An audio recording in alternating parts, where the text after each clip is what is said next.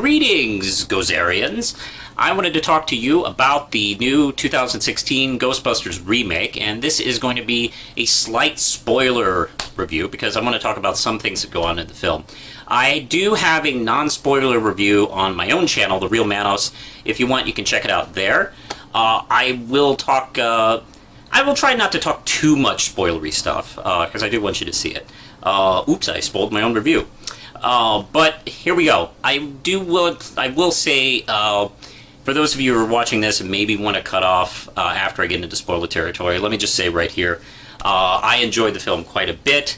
I think it does a great job in kind of creating its own set Ghostbusters universe, while at the same time paying loving tribute to the original. It's very obvious these creators are big fans of the original film, and I really enjoyed all the kind of nods to the original film. I don't think it got too in your face about it, so I really dug the film a lot. Okay, that's it. Now go see it or not, I don't care.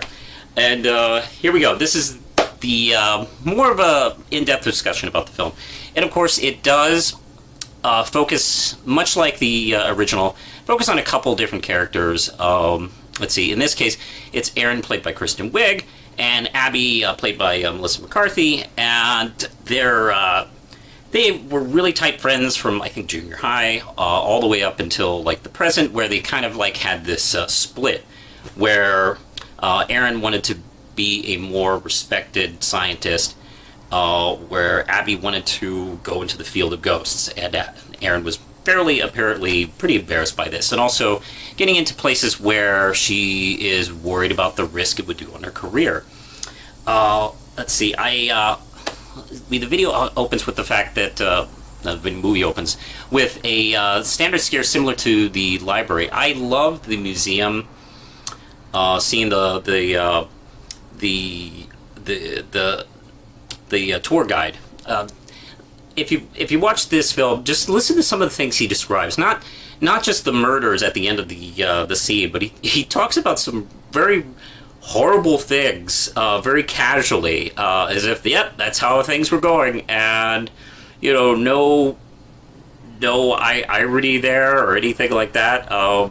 Let's see, yeah, some of the things in his tour guide speech are just kind of priceless. The ghost actually that they meet is this beautiful kind of scary ghost, and one of the things I like is the fact that we have a villain in this film, a human villain, pretty similar to some of the episodes in the real Ghostbusters cartoon. And I have to say, I did get a real Ghostbusters cartoon feeling from this film, and the pace of the action, some of the humor, and just the way it was shot sometimes did kind of remind me of the cartoon rather than the '84 film. And I wouldn't be surprised if that was a partial influence. I mean, you look at Kate McKinnon's character, Jillian, and she does almost have like a cartoon Egon look about her. I would say the reason they get together is pretty legitimate, because they have to have they want to investigate this circumstance, but they kind of need Erin to introduce them to the museum owner, and she sees this ghost, and this ghost goes all over her, and she has a very, very big reaction that gets posted on YouTube, which of course gets her in big trouble. Therefore, people don't respect her. They want to go about this. They know something is real legitimately up, so they go into business for themselves. And that's where Leslie Jones' character, Patty, comes in. One of the things I like about Patty, and of course the obviously comparisons with Ernie Hudson's Winston, of course, there. And there's something I like about the way her character is done is she comes in pretty early in the film and has a more important usage in this story, because she actually has a talent. She isn't a scientist like the others, but she she's kind of a amateur historian. She loves New York and its history, and that actually kind of comes into play with being a Ghostbuster. So that's actually kind of a cool way of working her into the film. And she, once she meets Ghost and she bumps into the villain, she realizes, like, yeah, this is kind of what I want to do, because, you know, this is, it's kind of a life-changing event when you run into ghosts, apparently. Speaking of which, I really dug Aaron and Abby's backstory. There is a scene where they're having lunch, and Jillian and Patty want to know, you know, what's going on between her and Abby, and she has this great story, and, you know, it doesn't cut away to any flashback, it doesn't cut to any, like, goofy joke at the end, it's just seriously straight up done. And I think it gives a lot of weight to what we see with the characters and the film as well. Aaron starts going into the story about how this neighbor lady that didn't care for her much died and then showed up at her bedside every night for a year. And Kristen Rick really sells it. She doesn't, you know, play it goofy, or, you know, she just plays it straight. And you kind of forget sometimes that she's does a lot of comedy all the time, but she's a really good actress outside of that, and she really does sell that scene. And of course, it also not just cements the film, but it cements the main relationship between her and Abby. Of course, that plays all the way up until the end. Let me talk about some of the Ghostbuster cameos from the original film. Now, they're able to get most everybody back from the original cast, or the main characters anyway. Of course, Harold Ramis, of course, couldn't make it because he passed away a few years ago. They still managed to get a very good cameo in from him. Early in the film at the university, there is a bust of this prominent scientist, and it's Harold Ramis, and it's young Harold Ramis too, from the '84 era. And you blink, you miss it, and it's really nice and touching. And Rick Moranis, of course, couldn't be in it. Well, he could be in it, obviously, but he chose not to. Mainly because, I don't know if you know this, but Rick Moranis had retired, and he's not coming back to film. And I wish it would have been wonderful if they had been able to talk him into coming back, because I know that probably would have gotten a standing O. Whatever he would do. And I respect his wishes as, you know, a fan of his, but it would have been nice to, you know, see him at least do one more, you know, appearance on film. But, you know, he's made up his mind. But the other appearances kind of range, and what I think is interesting is some of them play against their characters in the previous, particularly Bill Murray's character, the leader of the Ghostbusters in the first film. And in this one, he's a skeptic who is kind of antagonistic in a Walter Peck kind of way. I absolutely love his FDR Truman Capote look, and it does seem like Bill Murray is kind of making fun of his own art house persona that he has. That you know, he does. You know, he does a lot of, like, more arty films, and you know, here's a fun fact: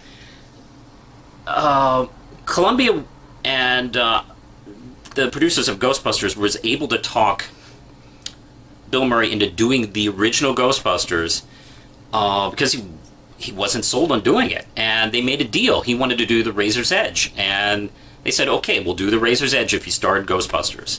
And because Bill Murray really wanted to challenge his on-screen persona and do something more thoughtful and arty, of course. Who the hell remembers Razor's Edge? And of course, everybody's a big Ghostbusters fan, which I'm sure doesn't bother Bill Murray at all. And so I do feel like he might be poking fun at himself in this. My only complaint about his character is that he's only really in one scene. He does have a TV appearance within film, but he's only in really one scene. And I wish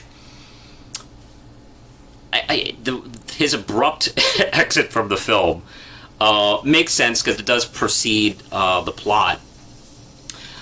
But I do wish that he had maybe a little more time in the film. I like the idea of him and Aaron challenging each other in that way. Same way Peck and Venkman challenged each other. I could have gone maybe for a couple more scenes of that. But it is what it is. I'm happy he's in the movie, frankly. And let's see. The other appearances, Dan Aykroyd has kind of just a basic appearance where he just shows up and spouts a Ghostbusters line and leaves. He looks like he's enjoying himself, but it was kind of just a simple throwaway. Annie Potts and Sigourney Weaver have great appearances. Ernie Hudson, I'm not going to say exactly where he showed up, but I remember I was getting late into the film, and I go, okay, I haven't seen Ernie Hudson yet, and his appearance so makes sense, and I felt dumb not even thinking about his character's connection to the film. But it's a nice kind of passing of the torch in a way. Now, I know a lot of people were angry at this film for daring to have its own continuity. I don't know. That it would have been nice. It's fine if it doesn't. I don't know.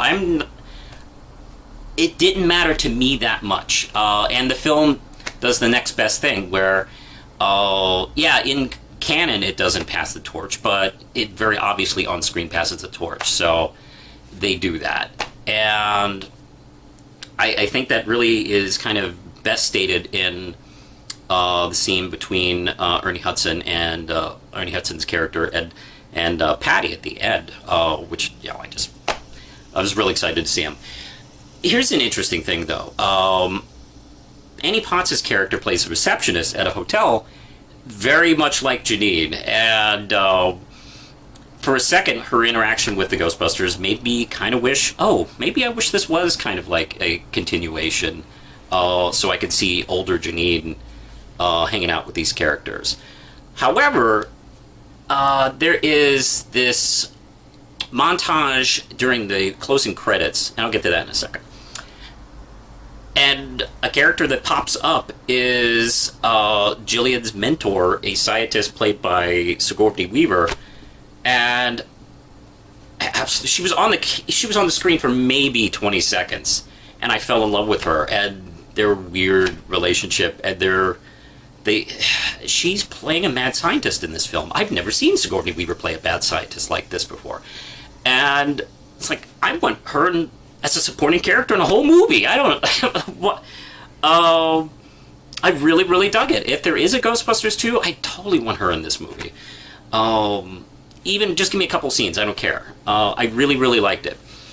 Now let's talk about. I want to talk about that since I mentioned the montage at the end, and let's segue that into. The film was over, and during the closing credits, we don't have just a kind of Marvel Studio style between closing credit thing and then move on to the credits and then the end scene. We have this kind of like sort of montage thing that's going on in between the closing credits, which is interesting. I don't see that too often, and it's a lot of kind of the setting up the business montage that we got in the original '84 film. After, like, say, the hotel scene and, they get their business up and running, they save that for kind of the closing credits, which is an interesting choice. And I kind of feel like they did that to help maybe with the pacing of this particular story and also to separate itself somewhat. So it's not exactly, like, beat for beat the original film. I mean, this film does have some similarities in its story, but I think it does a really good job kind of, like, freshening up and not being the same movie with Jix. That's I think that was very important to the writers and producers of the film, is to just not do the same thing. And I think it's fresh enough that that doesn't really occur. It may seem like closing the barn door after the cows have left, but to be honest, I was totally sold on it. I like these characters enough to kind of like hang out with them a few extra minutes after the film story is over. So that might be a taste thing, frankly. But I will say also the villain. I mentioned we have a human villain in this movie, and not just a possessed guy. He is this evil, creepy turd that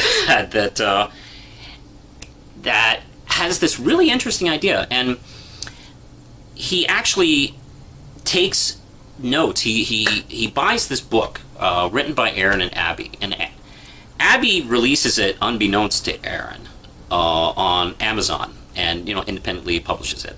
And yeah, there's some people buying it, but it's not a huge giant hit. But they find out somewhat during the film that he's the one who bought it and actually got a lot of notes and ideas from his technology that is making his plan from their concepts, and kind of steals and tweaks them, and has this kind of really interesting plan where he's going to unleash literally hell on New York City and the world, turning it into a land of ghosts where he would be the ruler. And I guess this is probably the biggest spoiler I'm going to give away in the video is he kills himself to do this. And yes, this film has a on-screen suicide, probably the first in Ghostbusters film history. And it is kind of, in a kind of weird way, it's almost a tweak on the Christopher Nolan Joker thing, where you think the villain is down, but it was all part of the plan. But this goes one step further. He doesn't get himself arrested, he gets himself dead. And that leads to the possessions of Abby and Kevin. Oh, hey, did I mention Kevin? Chris Hemsworth, Thor, plays their secretary, and he is a dumb blonde, and it is absolutely wonderful. I have rarely seen an actor enjoy being on screen in a character. I've rarely seen that as much as I've seen Chris Hemsworth just enjoy playing this part. Actors tend to love to play against type, and he definitely seems like he's on vacation, like just playing this. But it's like, oh great, I don't have to be the serious Thor character. Great. There's so many good jokes in this one, and I guess he might be one of those characters that'll be hit and miss for some people. He was definitely hit with me. I could not watch him enough in this film. And of course, they keep him despite the fact he is remarkably incompetent, because he's the only one who applied for the receptionist job, and also it's very obvious Aaron digs him, although not obvious to him. And that's kind of a fun idea, because she's generally a fairly serious character trying to, establish herself, but man, this dude, okay. It's very, very funny, and I just can't get enough of that guy. Leslie Jones' character, let's see, one of my favorite bits is involving her, the concert stuff. She's really funny in that whole sequence, where she runs into the mannequins that are running around. And by the way, the mannequin, I think, is probably the creepiest thing in the movie, frankly. Is this inanimate mannequin running after her is not pleasant to look at. I think that was really well done. And then when, of course, it escapes from that, and it's this dragon demon thing, where they're fighting it in the middle of this concert, and at first the crowd doesn't realize it's, if I saw that at a concert, at a rock concert that has kind of a gothy Ozzy, Ozzy's there, for God's sakes, of course you would think it's part of the show. But once it kind of starts fighting them and gets involved in the crew, the audience pretty much stands in fear, not knowing what to do. One of my favorite jokes is when it kind of rests on Patty's shoulders, and she's like, well, I'm gonna knock off, I'm gonna get going, and tries to quietly and casually leave with this monster on her shoulders. That made me laugh quite a bit. And actually they showed, one of the previews has that, and I laughed at that. There's actually some jokes that I thought were just okay in the trailers that actually in context of the film were actually a little bit funnier, like Jillian's bit with the wig. Didn't make me laugh at all when I saw it in the trailer, but for some reason it was funnier in film, probably because they were building up to that moment. And, I know that's what was coming, and it's like, oh, okay, that's funnier than I thought. One of the things that I liked a lot was the relationship between Aaron and Abby, and it really pays off in a great way at the end when Abby is captured by the monster and is sucked into this wormhole going to the worst dimension ever, either Neverworld or Hell or whatever. And Abby jumps in after her. I think that sequence was really well done, and even like a metaphor for she even says, I'm never going to let you go again, and that really paid off really well.